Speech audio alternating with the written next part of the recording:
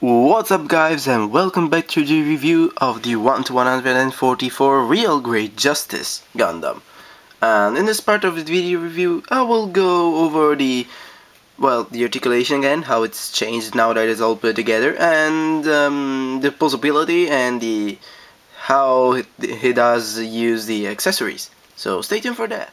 And let's start off with the articulation then. Bottom to top we have the front skirt that move out of the way to let the leg going forward this far, which is pretty nice. It is a little bit limited by how the knee is shaped, but if you bend it, it can go a little bit higher up. Not that much actually, it's almost like that.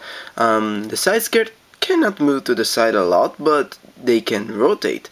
So the effect is the same, the leg can go out about this far, which is very impressive.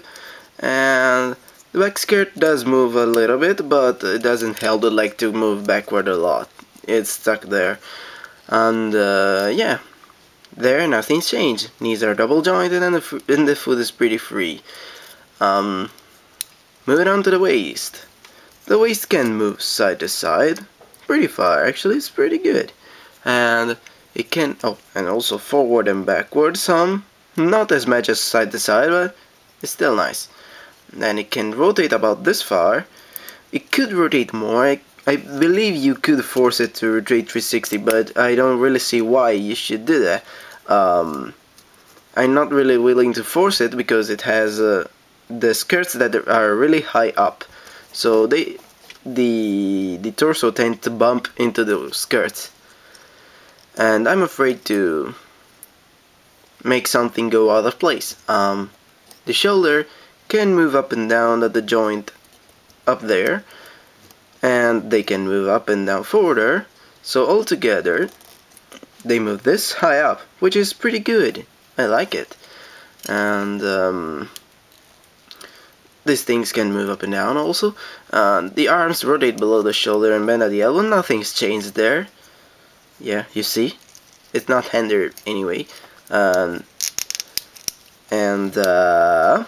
The head can move up and down and forward and backward, and that's pretty much about it. So let's arm him up now, and we'll start with some ground poses. So I'll get the standard accessories. I'll keep the backpack for later. The shield has a peg there, and it goes under the arm there. And then it has a handle there, which you can use or not. It's a little more secure with the handle, but it stays fine even just with the peg. And since it can bend there and rotate on a ball joint, it's a pretty free shield, and you can get some pretty cool effects. Let's go with the beam rifle then. The beam rifle has a peg, and the hand has a hole, so you can guess it's gonna stay in there pretty fine.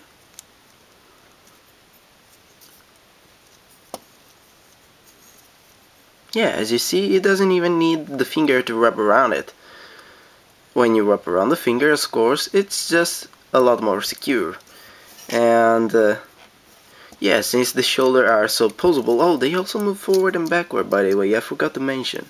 And it's pretty far, so yeah, as I was about to say, let's get rid of the shield for a moment. If you pull out this little handle, you can easily reach across with the other arm and grab it. Well, you can pull off some better pose than this, but you get the idea. It's really poseable, and I like it. Oh, I don't know if I mentioned in this previous part, but I also painted the scope green. It was clear, so I decided to go with the same color of the jewel. So yeah. So you can guess that with those fancy legs and feet, ground poses, when it's so lightly armed, are gonna be no issue whatsoever. Actually looks quite good. I like this kind of pose. I will put it on an action base, I think, but these poses are pretty cool too, so yeah, I like those. Before we move to the backpack, I will show you his other accessory, these things. You can, I believe I showed in the previous part, but you can open them and take a beam effect part and stick it in there. If I can get it. There we go. And just put it into his hand. It has a peg on both sides, so you can put it wherever you want.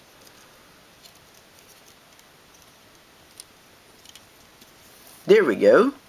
I believe that looks kinda cool. So you can pull off some pretty cool poses with those two knives too. Yeah, and as for kneeling pose, he can do it. It doesn't have even problems doing it. But if you look at how it's bent, his leg and the other leg and everything, it looks a little bit awkward. You can do it, of course. It's gonna look okay on yourself, but you can clearly see he was not meant for kneeling a lot. This thing was meant to fly. So now let's attach the backpack. First thing you have to do is to, if I can do it,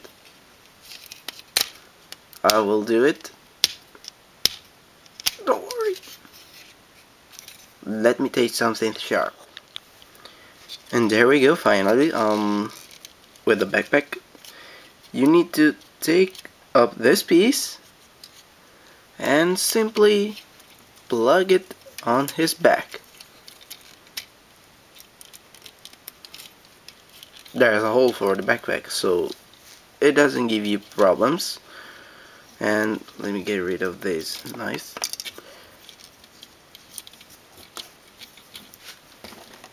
And there we go. I hope. Don't fall backward.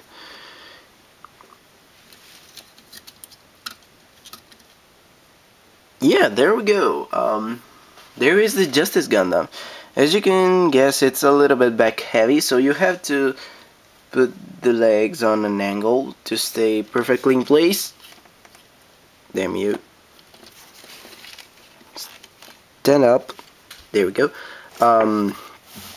But yeah, you can do it, and it's gonna look pretty natural. I mean, it's not awkward.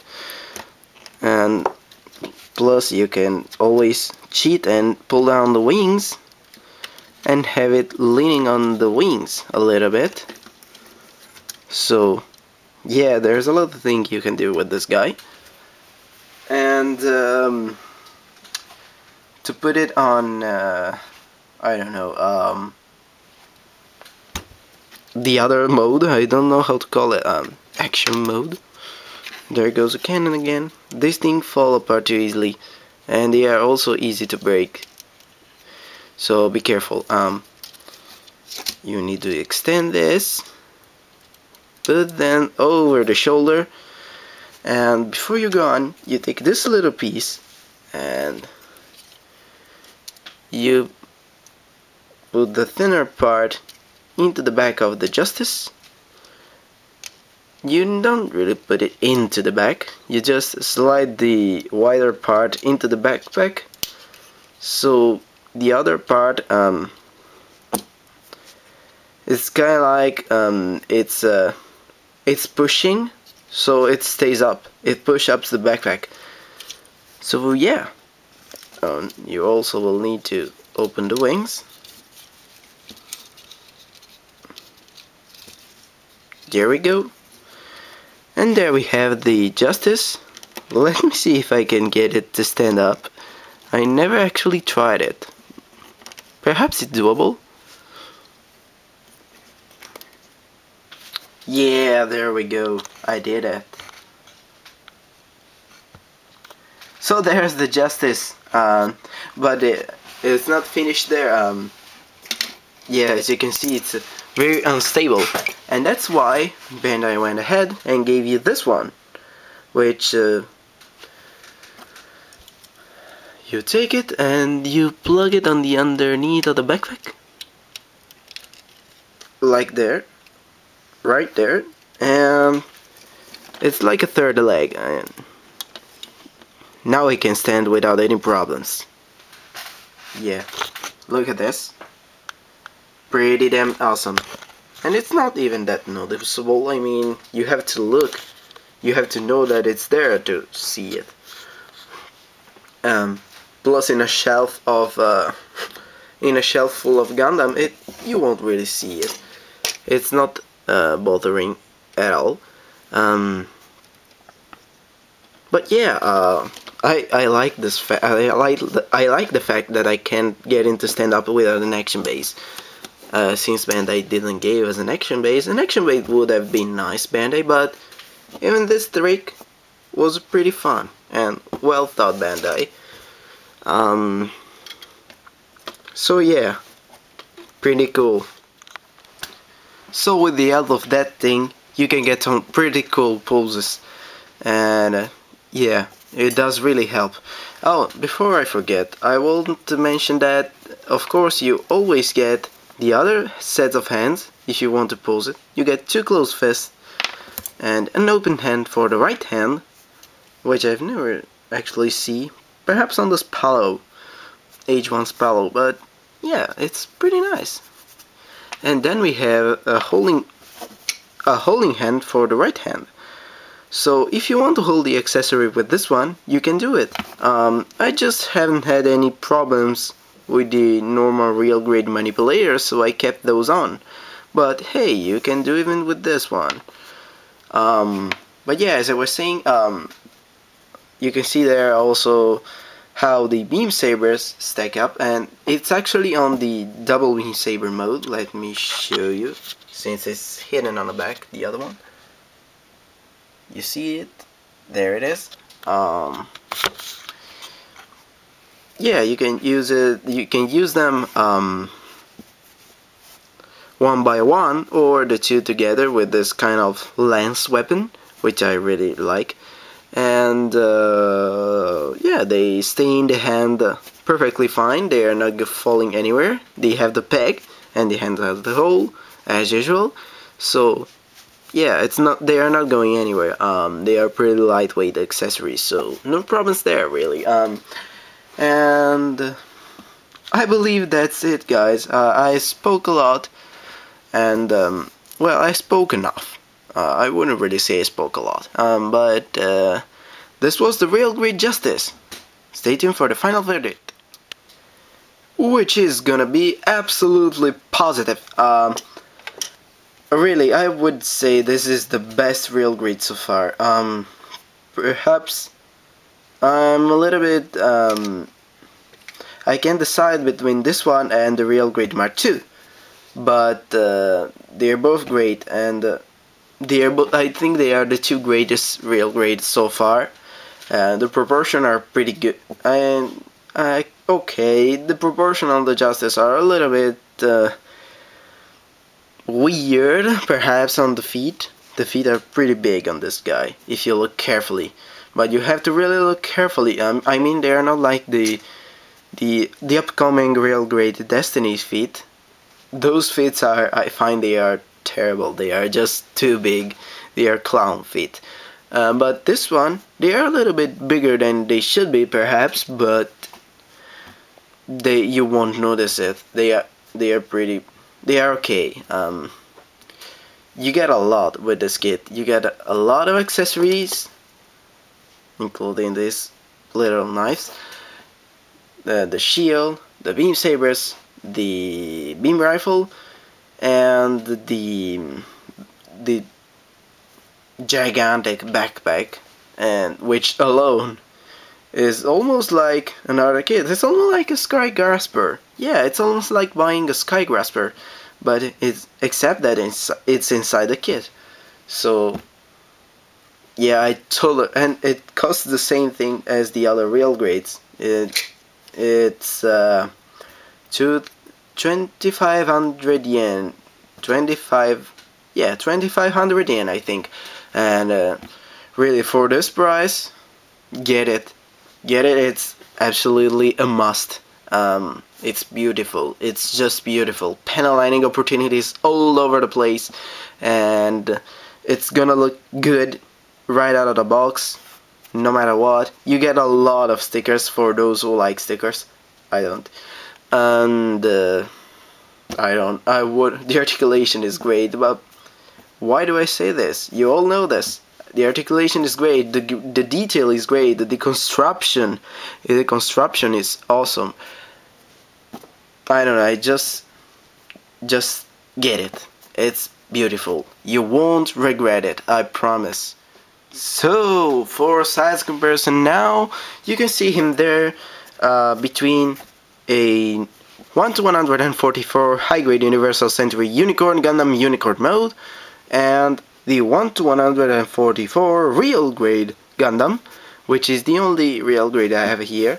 And then we have an average size high-grade Universal Century suit, the Type D, GM Type D, and behind we see the Master Grade Turn A Gundam, 1:100 scale.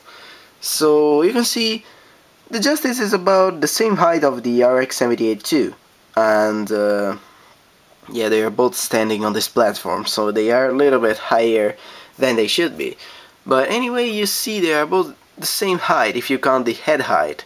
Well, if you count the visor, of course the Justice is bigger, but I don't feel it's fair to count this thing. But of course, with the help of the backpack, the Justice is surely wider than any of these kits, and it surely looks menacing. So that would really be about it for this review, guys. This was Kai from MECHAVERSE.co. Hope you enjoyed the video. Like and subscribe if you haven't already, of course. And I will see you at the next review.